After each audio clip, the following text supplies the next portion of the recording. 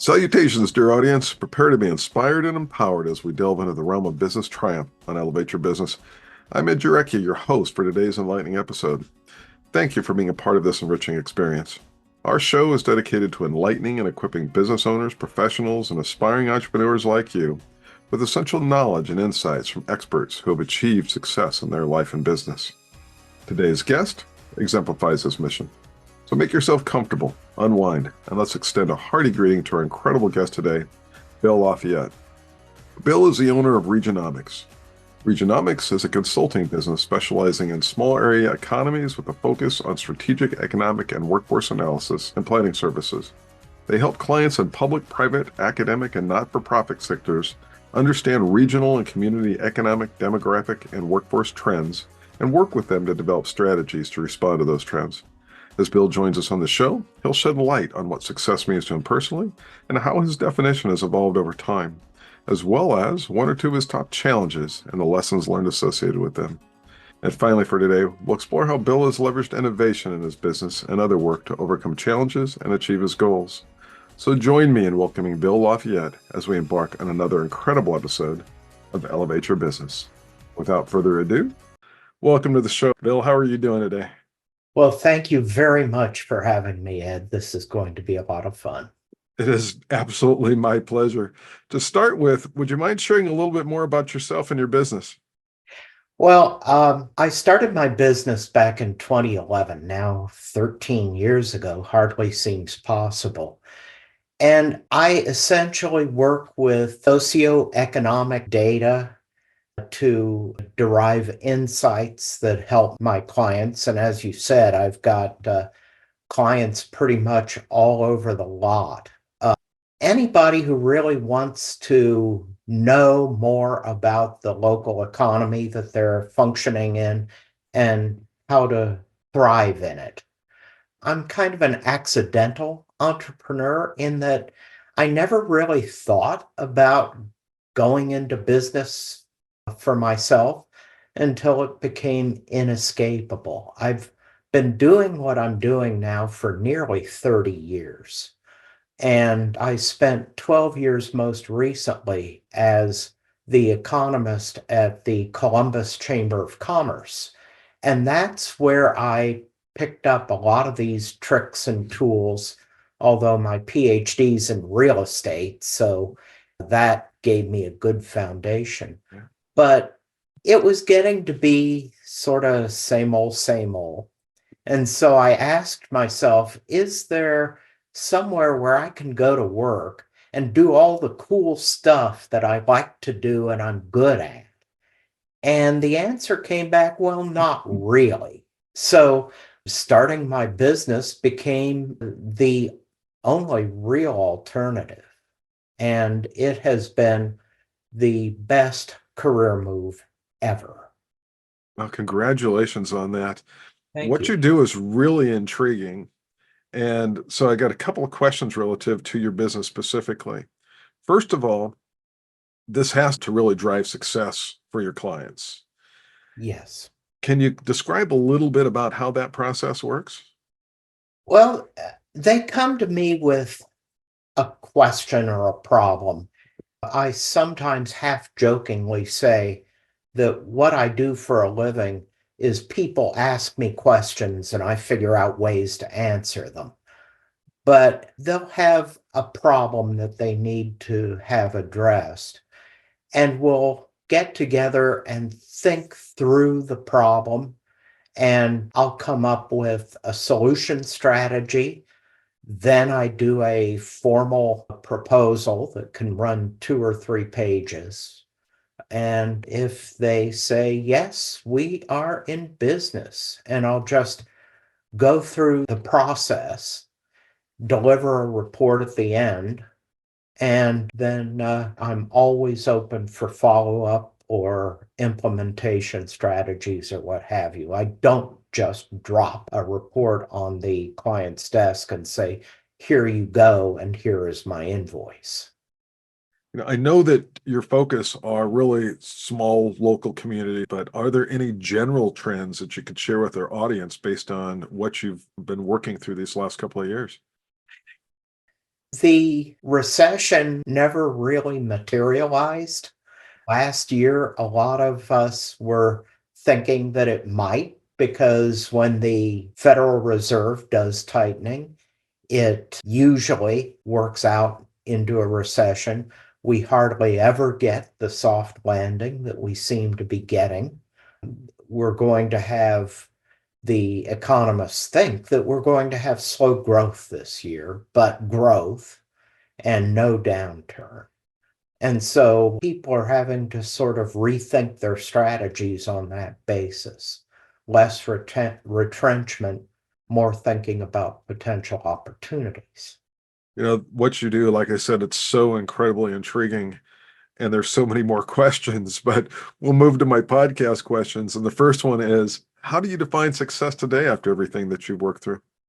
Well, I define success as being able to do work that's impactful for my clients, that makes a difference in how they approach their community, if they're a city or county government, how they approach their clients, if they're a real estate developer, what have you. There is a quote by Ben Bernanke that I just absolutely love, the former chair of the Federal Reserve. And what he said is, economics is not music or math. It's not something that's valuable for its own sake. Economics is only useful to the extent that it helps people, that it helps the economy. That should be the goal of every economist.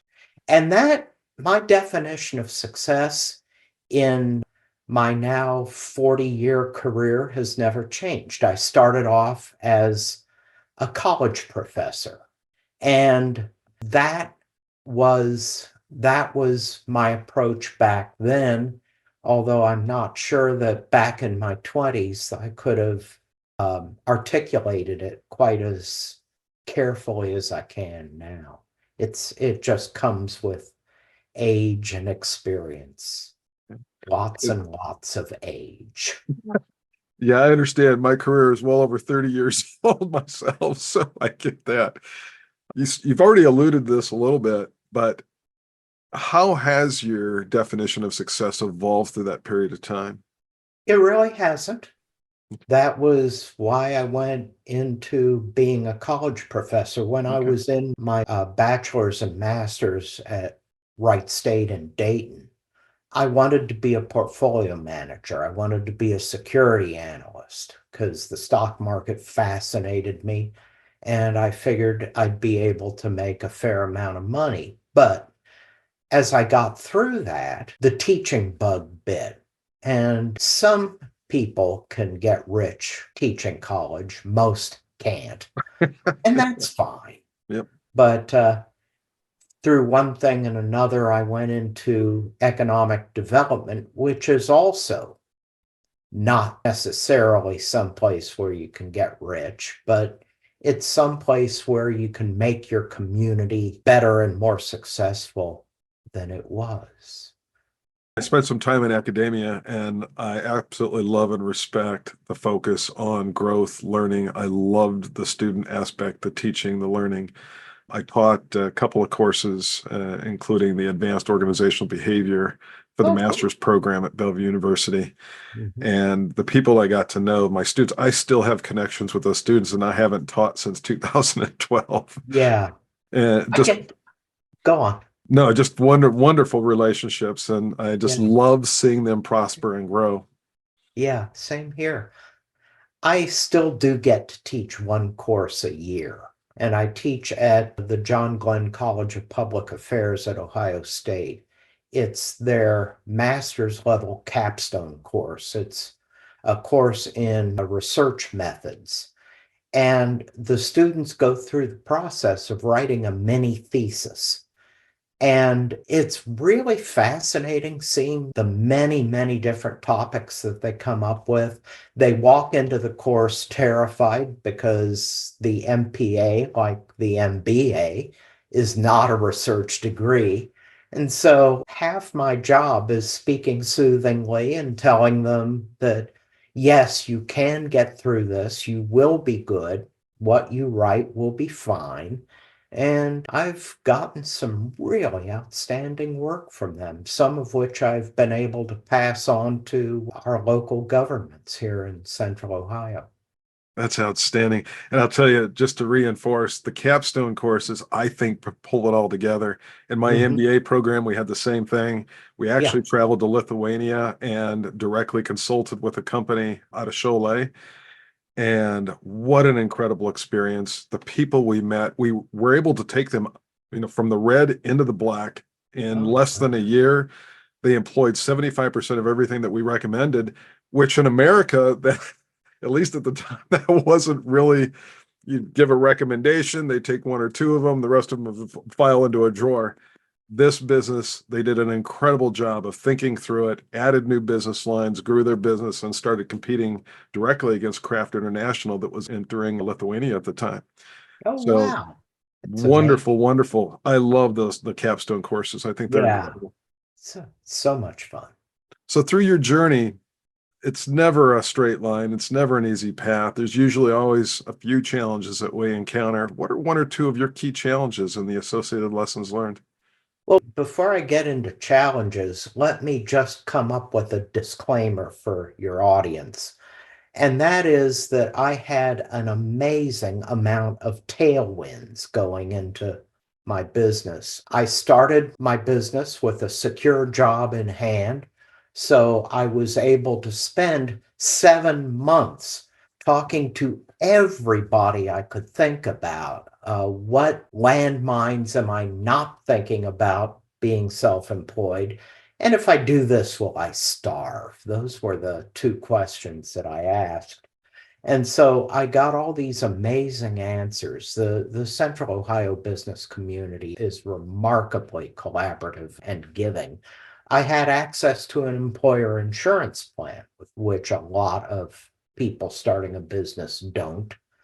And I was well known and respected in Central Ohio because, as I say, I was the economist for our local Chamber of Commerce. So I was the spokesperson on economic affairs. And so people knew me when I said that I was leaving to start my own business.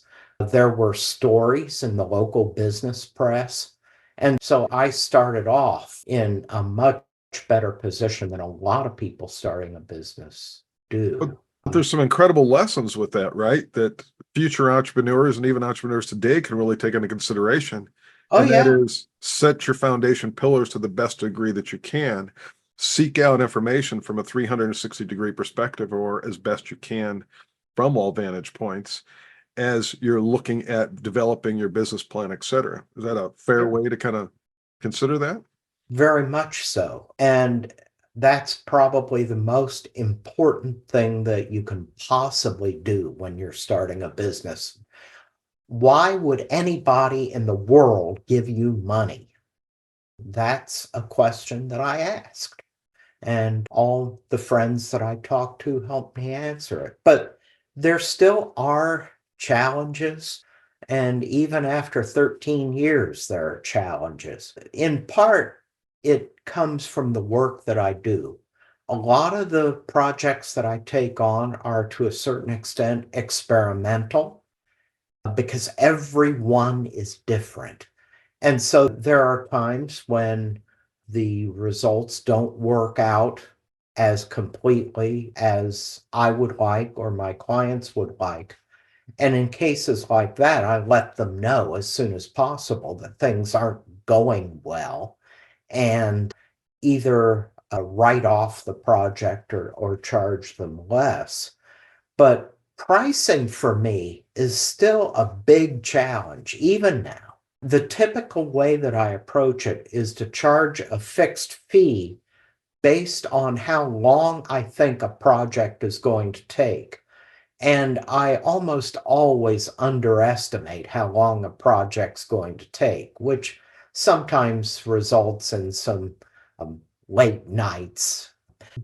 I liken the work that I do to rehabbing an old house. You never really know what's behind that wall until you pull it down. And when you pull it down, you might find something unexpected.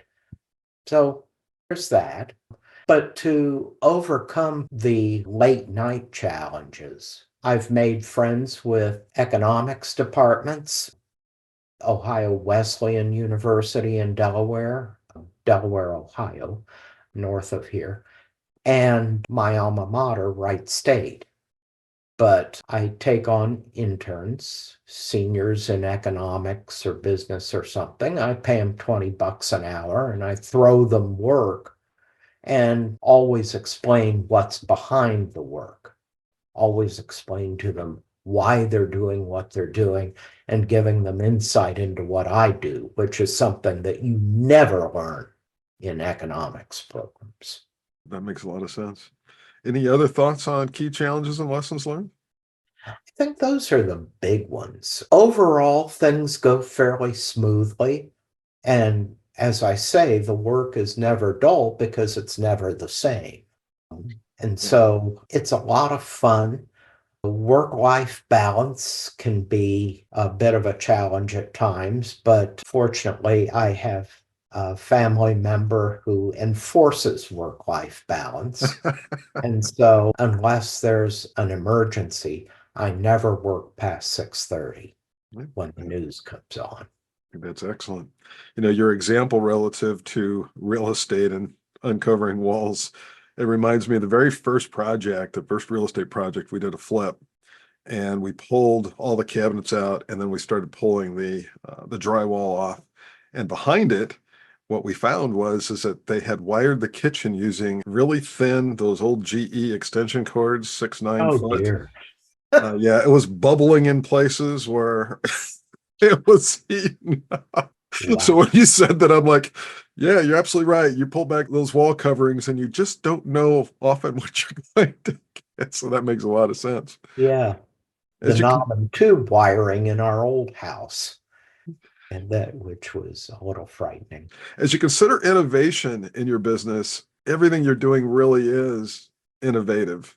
Mhm. And yeah, as you indicate, there's a different set of requirements, data sources, other calculations that are needed. So, could you explain a little bit as to how you leverage innovation as part of your daily business? Well, I don't think I could do my business if there weren't scads and scads of data, government data available for free on the internet. I keep thinking about how I would do my job if this were, say, 1985 or 1990 when I was doing my doctoral dissertation at Ohio State. I would have had to hire a staff who would spend all day, every day at the Ohio Library writing down numbers that they would then bring to me, and I would enter into an Excel spreadsheet. I still use Excel exclusively. It does everything I need it to do. But without all these tools and all these data that are just out there, as long as you know where the bodies are buried, it makes life really, really easy. I've thumbed around a little bit with AI, but I don't think I'm ever going to use AI to write my reports or anything like that because I enjoy writing, first of all. It's something that I've always enjoyed. And as I write, as I put the words down on paper, it forces me to think more deeply about what I'm writing and the ideas behind what I'm writing. And so there are times when I've been able to correct errors in my thinking just through the writing process. And that's something that AI would never give me. Relative to innovation, and we often think about innovation as technology, and technology today is generally a part of most innovations, but it's really people, process, technology wrapped in a culture, wrapped in an environment that allows them to work in a balance to achieve win-win outcomes, win for the business, win for the customer, win for the staff. So when you consider where things are at and where things are going, do you see anything out there that's going to enable your business into the future? I think really just the evolution of economic tools, the kinds of tools that you can find on the, say, the Census Bureau's website, the Bureau of Labor Statistics website, they're coming up with all sorts of new and different ways to slice and dice data to come up with some really interesting insights. There's a program called On the Map that's just recently started up. You can enter a zip code and it will show you all the zip codes that people are commuting from or commuting to. And that's immensely valuable to Wow. some of my clients. That's just one example. Outstanding. So, any final takeaway that you would tell our audience as a business owner, as an entrepreneur, this is something you should or must consider for their business success?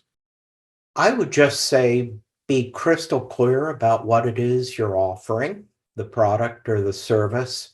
How is it different from what other people are offering? For example, there's nobody around here. I'm not sure there's really anybody in Ohio that does the kind of work that I do.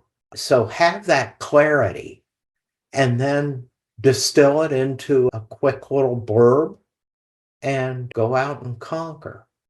Outstanding. I think it's an excellent message. Focus, clarity. If you want success, make sure that you have focus and clarity in what your offerings are. Makes a lot of Yeah, sense. and just be open to new, if you will, product lines. For example, I just, over the last half dozen years, started offering fiscal analysis for local governments. How will your revenues fund your expenditures, your public services that your residents have come to expect? How sustainable is your business? That's something I never really did before, and I've been able to do it several times now. It's fascinating. Very cool. Well, thank you so much. I think that your insights have been incredibly valuable, and I look forward to future conversations. Absolutely, Ed. Thanks again for having me. My pleasure, my honor. I want to thank you all for joining us today, and a special thank you to our guest, Bill LaFayette, for sharing his insights, experiences, and success tactics with us. We hope this conversation has left you inspired and motivated to embrace the challenges of entrepreneurship with vigor, innovation, and adaptability. Remember, success comes in many forms, and it's essential to define it for yourself. But take the lessons shared by Bill to heart as you navigate your own entrepreneurial journey. Embrace change, seek out opportunities for growth, and always be willing to adapt to the ever-evolving landscape of business. Thank you once again to our phenomenal guest speaker, Bill LaFayette, and thank you all for tuning in. We look forward to seeing you next time as we continue exploring the stories behind incredible entrepreneurs. Stay resilient and stay innovative, everyone. Have a wonderful day.